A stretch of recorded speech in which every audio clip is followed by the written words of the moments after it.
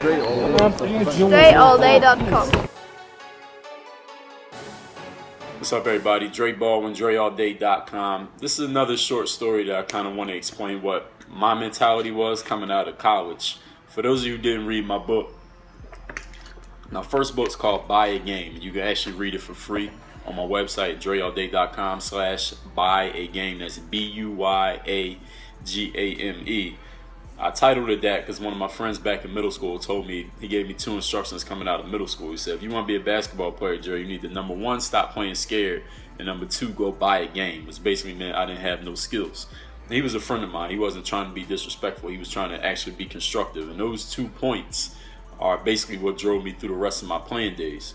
So I want to tell y'all a story of really how I came out of college and how that drove me to get to the pros, and how I kind of made up a competition in my mind, which basically pushed me forward to get there.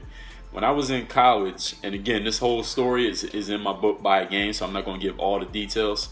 My college coach my junior year was this dude who used to play in the NBA. His name is Armin Gilliam, and he had become coach.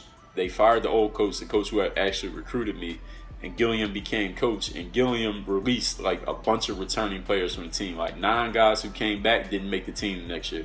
I was one of only 3 guys who he kept. So what he did when he released all those guys, he released all the only big guys that we had. He didn't bring them back to the team. So we really didn't have no size. Our center, the biggest guy we had was 6'5", and me at 6'4", I was like the second biggest dude on the team. And there was a couple other dudes about my height, but they were so skinny and weak and unathletic that they couldn't have played in the paint. So I was like the default power forward on the team.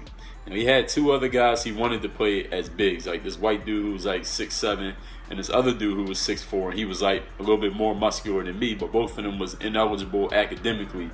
So we didn't have no big men. We had a 6'5" dude playing center, and then we had me. So I had to play power forward.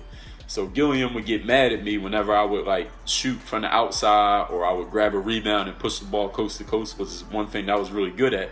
He'd get mad at me because he was like, I got you playing power forward, so I want you to outlet to one of the guards and go, get into the paint, because that was the position he had me playing. It's not necessarily that he thought I wasn't good at it, but it's just that it didn't fit the way he had put the team together.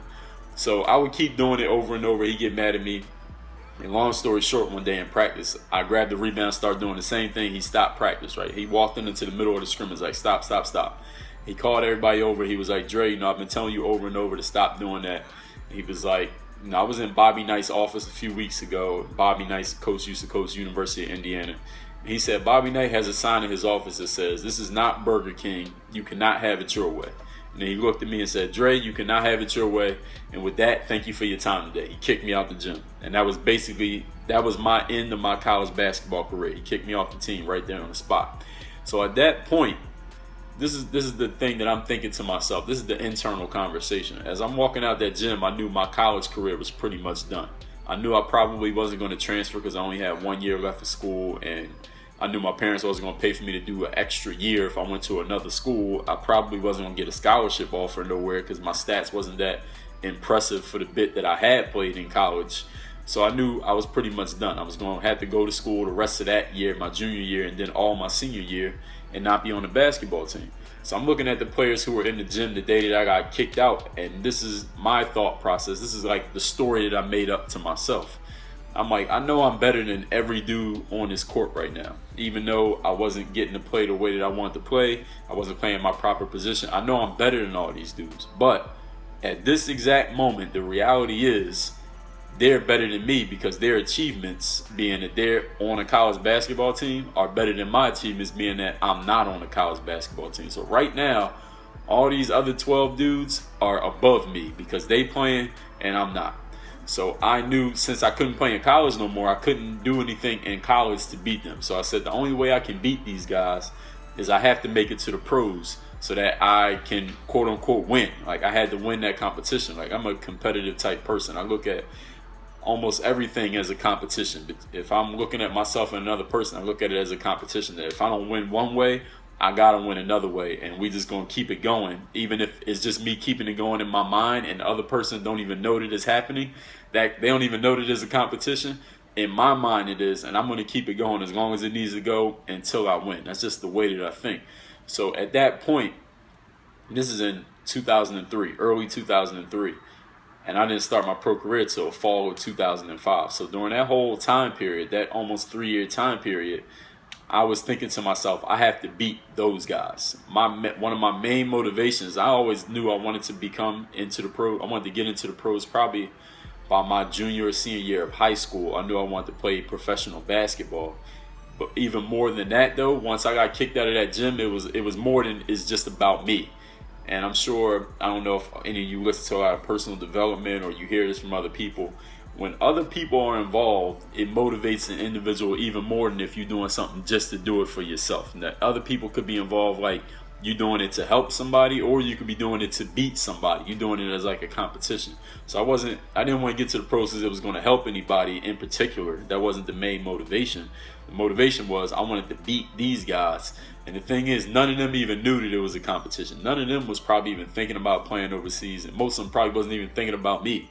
But I was thinking about them, like, all right, they was in the gym and I got kicked out, so now they on the team. So when I go to I would still go to the games, because one of my best friends to this day was still on the team, and a guy who became my best friend got on the team after that. So I would still go to the games all the time. So I'd be in the stands, they be on the court. So I'm like, they see me sitting in the stands, they like, yeah, I'm better than Dre right now. I'm on the team, and his ass sitting in the audience.